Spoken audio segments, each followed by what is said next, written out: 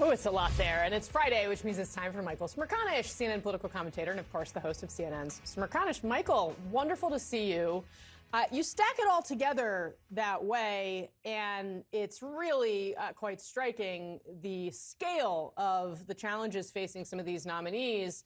And the president-elect does not seem to care about any of it. What does this all say about our country and our culture and our tolerance for this kind of thing? It's nice to be with you, Kasie, although I thought I was booked to speak on the Fruit Loops issue. I was here to make a case for Captain Crunch. Hand to God, that was my breakfast cereal this morning. On more serious matters,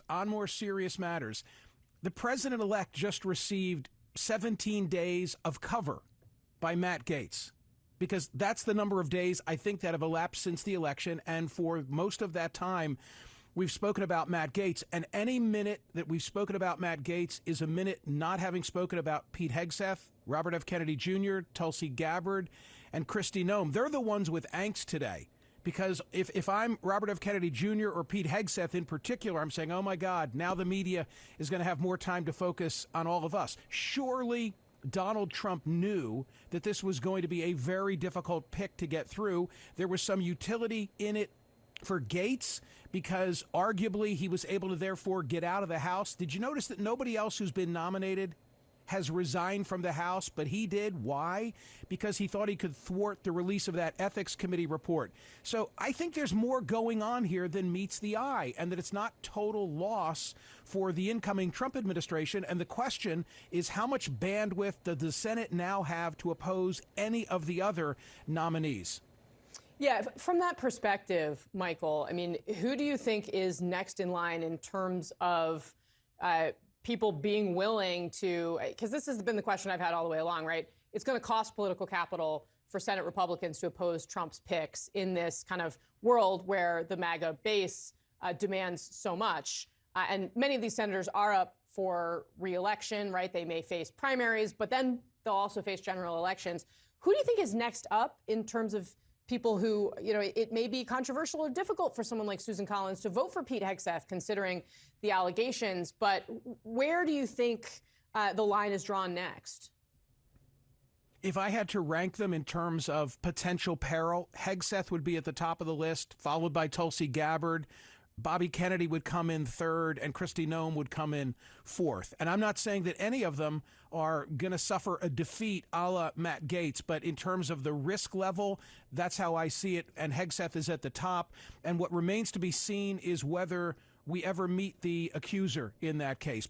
I talked about this extensively on radio yesterday and went through all the coverage in terms of what was in that Monterey document release, the 22 pages.